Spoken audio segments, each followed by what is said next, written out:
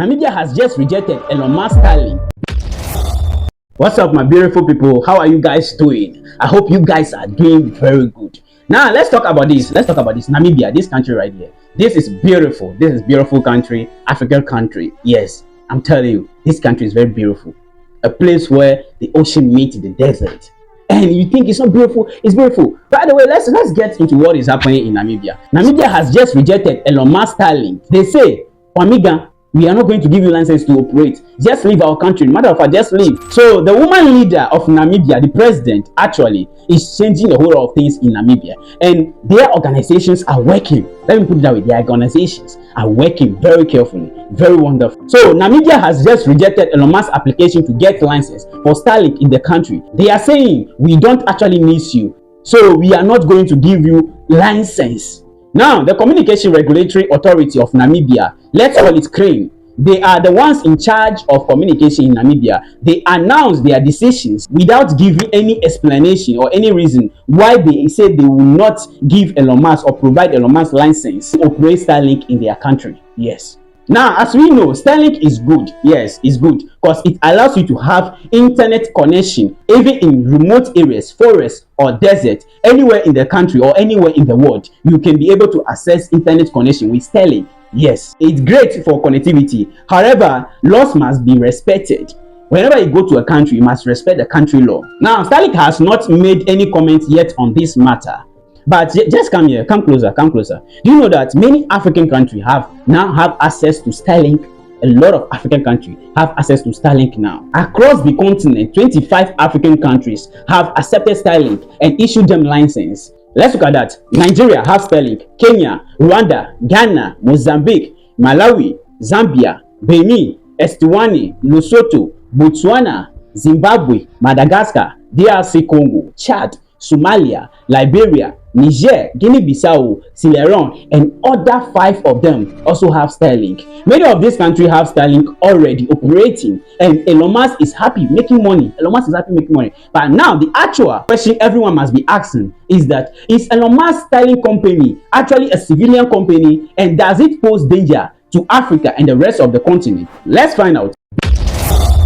Now, Namibia laws requires at least 51% shares in any telecommunication company. That means citizens must own it or local entities must own it. Yes. So if you bring your company to Namibia, you must sell 51% of your shares to Namibians, local people. They must own it, or it must be owned by Namibians, local people. Yes, that's what they are doing. 51% ownership. This should be Namibians who hold the shares. How that arrangement comes about, it's up to the particular company, whether they're donating the shares, selling the shares. It's up to the company on how they want to satisfy that requirement of 51% local or Namibian ownership. So it's up to them to do so. The idea is just that we want a company registered in Namibia under Namibian jurisdiction with majority Namibian ownership as per the Communications Act provisions. So is that a good thing or bad thing? No, it's a good thing actually. Namibians are prioritizing their citizens. You must give 51% of the shares to Namibia. They must have jobs. They must own it. They must also make money, not only you. Yes, so that is a good thing. I would say that's a good thing. So Namibia actually adapts this policy in order to push their people forward into businesses, tackling racial inequality in the country. So the policy is there to help the local people to make money off these companies, not the company alone making money in their country. They don't want that. Yes, they don't want that. Once their people are left out, no, they don't want that. Yes, do you know what? Look, back in times, the people of Namibia have suffered a lot in the hands of the Germans. Germans actually colonized Namibia. Namibia is a colony of Germans. They killed a lot of Namibians. They unalive them. They genocide Namibians mercilessly. And nobody even talk about that. Yes. So this time around, Namibians are saying, nah, that was very bad. That was very bad. But so this time around, we are going to create our own rules after we had independence. Yes. We are going to make our own rules. Our people must not suffer again. Get it? A lot of things happen on the African continent and a lot of people close their eyes to it. Very bad things. Now, what is the response from Starlink? They didn't say anything, but Starlink has established a local company which has partnered with Namibia firm, and they said they are going to create employment opportunities. But Namibians are saying, hey, master, Pamiga, we don't want that. We don't need employment. We want a share. We want to own part of the company. We also want to make the rules. We don't want to be slaves. We don't want to be slaves. We are tired of being slaves because over there is their country and they set the rules, not Elon Musk. So you have to obey their rules. Now, in early 2024, Starlink expressed interest to start discussion with Crane, the Namibia communication regulatory body that oversees communication in the country. Now, at that time, they do not apply any formal license, and Crane publicly stated that any operation without license in Namibia will be illegal. Listen to that. So in mid-2024, Starlink started to do formal application for telecommunication service license and radio spectrum. That is what they started. So in November 26, 2024, Crane issues a formal cease order to Starlink after investigators find out that it was operating in neighboring operations in Namibia without license. That is illegal. You are doing that without license. So basically, Elon Musk was applying for license in Namibia to start operating in the country. So in the process of applying for that license, he said, okay, I can just pass this way. Let me just activate my company so that it will be operating in the country. Yes, for the meantime. And that is illegal. So Namibians find out and the order ceasefire. Now, we are not going to give you license again. You have to violate our laws. So get out of our country. That's what is happening. So the question is, you see, whenever you come to Africa, you see, when you come to Africa, they try to do this. Can you do that in America? No, you can't do that. Can you do that in China? You probably go to prison. You can't do that over there. Yes. When you come to African continent, you come to we Africans, they try to tell us to accept the way they do things. Accept that. No, it's never done that way. Just look at this. You see, Elon Musk also have a big issue with South Africa. Yes. So South Africans are not having Starlink. You know what happened? Elon Musk accused South Africa of racism, hating white people. He said the reason why his company is not operational in South Africa is because he is not a black man, which is absolutely false. Elon Musk was actually born in South Africa to a very well-to-do parent who profited from apartheid.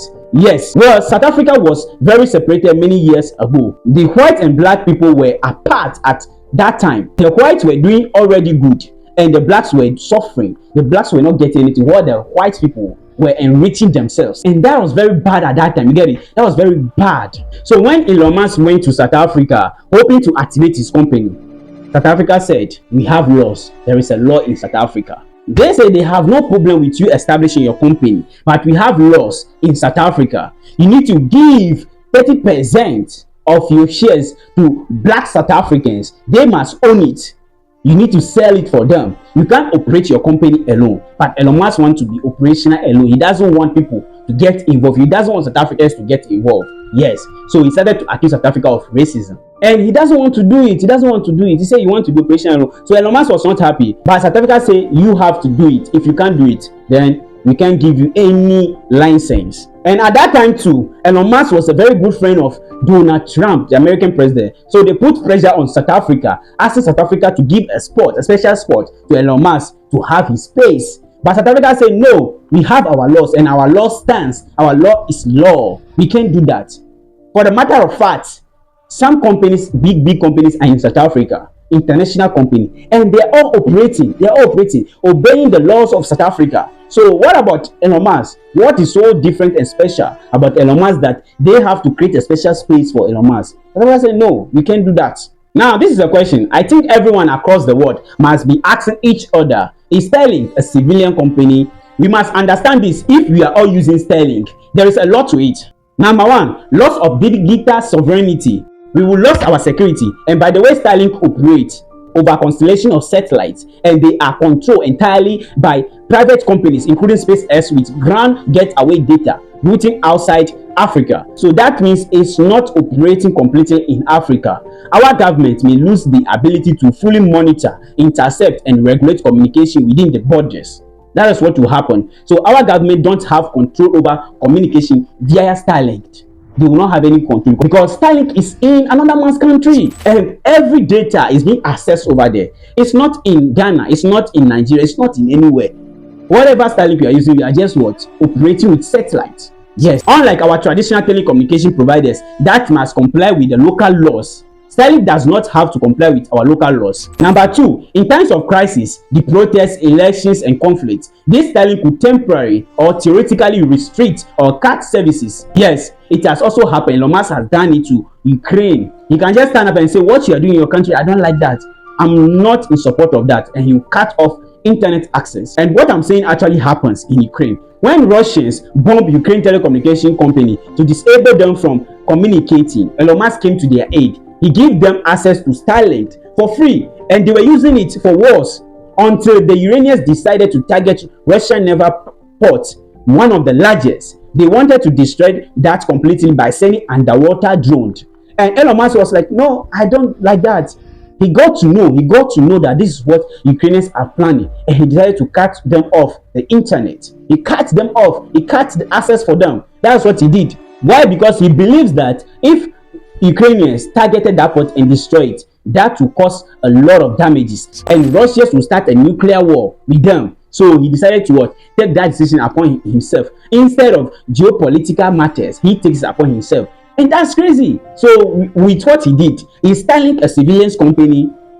No, we don't understand. And remember this also, when Donald Trump was asking Ukraine president to sign a deal with their minerals and they were hesitating, Trump threatened them that they are going to cut off internet access to them. And Elon Musk was ready to do that. Elon Musk was ready to cut off internet access. So the question again, is that a civilian company? Economically, when Starlink comes to your country, it helps, but it will potentially lead to job losses. How? Okay, the normal way of telecommunication, we have people that operate there. We have a lot of cables that goes underground, undersea, and people big. A whole lot of things comes into progress. The engineers, all those people lost their job because Starlink comes up. It's a satellite.